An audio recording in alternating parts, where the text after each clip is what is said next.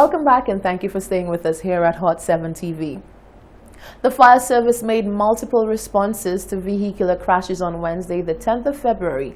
An accident at the Shock Hill caused a traffic pileup early Wednesday morning.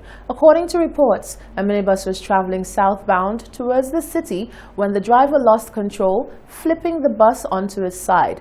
Fire Service spokesperson Damien Jean-Baptiste explained that in addition to that incident, 4 other incidents involving vehicles were attended to.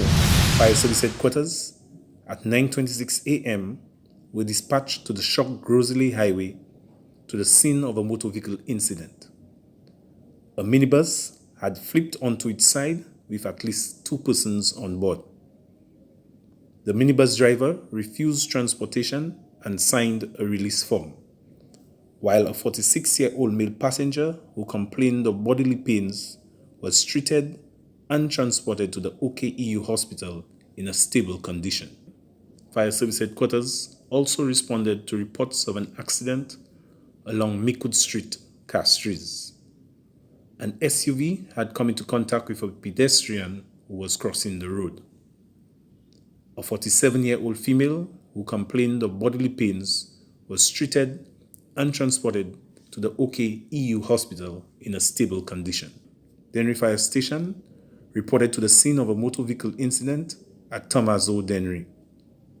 A pickup van had run off the roadway and collided with a utility pole.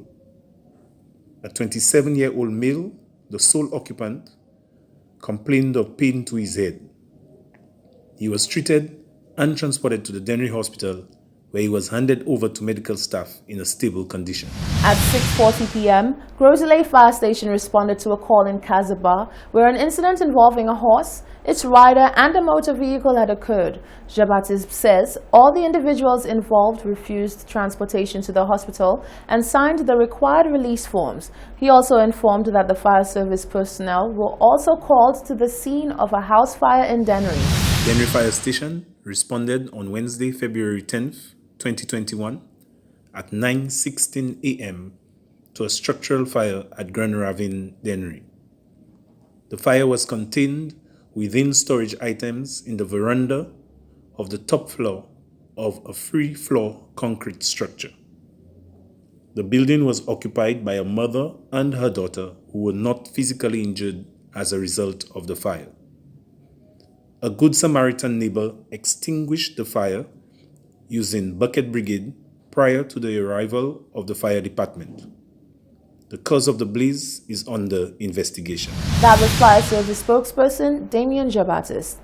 In other news, Independent Senator Dr. Adrian Ogier is decrying the Ministry of Health's efforts at dealing with persons who may have been exposed to COVID-19.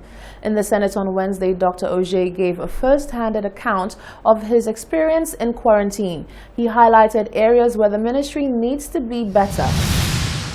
As St. Lucia grapples to bring its COVID-19 numbers down, the Ministry of Health and Wellness has been chided for poorly managing its contact tracing efforts, as well as reporting back to those who have been tested in a timely manner.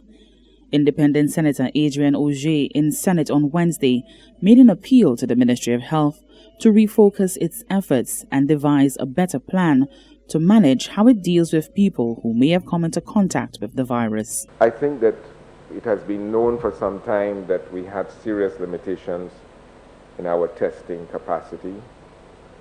I know because when I was exposed late last year, it took several days for the authorities to be in contact with me.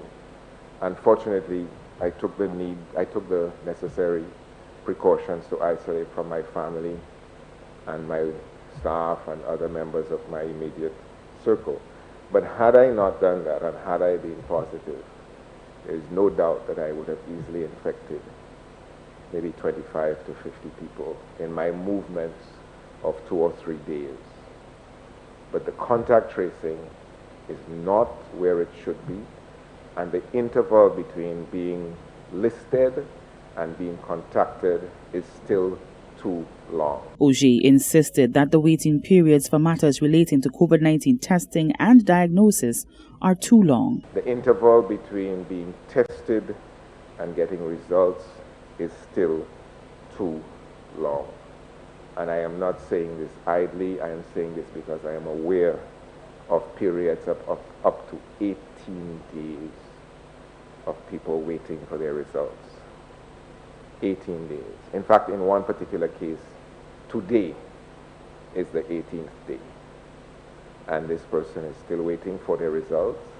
And not just waiting, but actively calling every day sometimes, several times a day, every other day, only to have a phone ring off the hook, not to be answered, or in the event when it is answered, to be told, nothing yet, nothing yet, nothing yet. Recent protocols dictate that foreign nationals returning to the United States must provide a negative PCR test upon entry. Auger believes that this may be compounded by an already burdened healthcare system. I think this situation has been worsened, I think, and I would like to be corrected if I am wrong.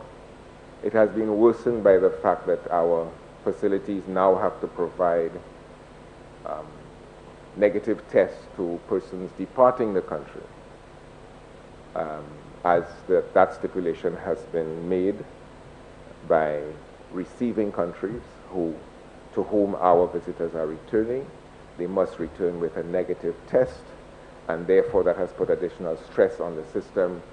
And I, for one, would like to learn whether we have done anything to improve the processing time so that our people are not left as a second option, as a lower priority, waiting for their tests while we deal with the more urgent need and possibly construed as the more important need of sending visitors back to their country with a negative test. He said that the ministry needs to act swiftly to address the issues plaguing the healthcare system.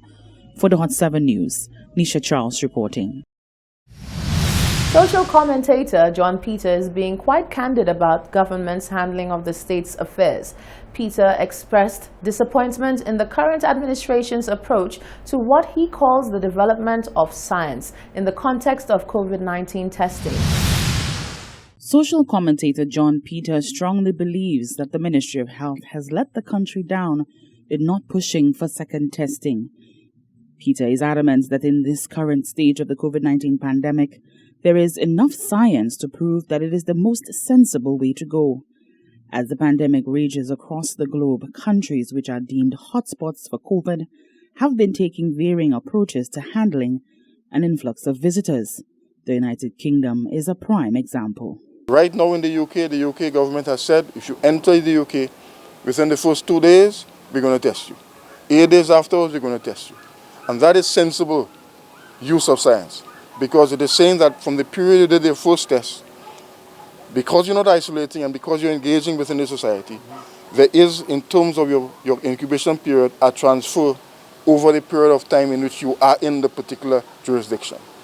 And I would strongly suggest to the government that it is time now to accept the science. If you're saying to the public you're accepting the science will demand that you have to do a second test when the particular tourist arrives in the country. Peter says that while he fully supports the need to ensure that the tourism industry contributes to the economic development of the country, what he would like is healthy tourists. If that is the benchmark, that I would want a healthy tourist to come to the island in order for them to support our economic development, then your whole policy ought to revolve around ensuring that healthy tourists enter your island.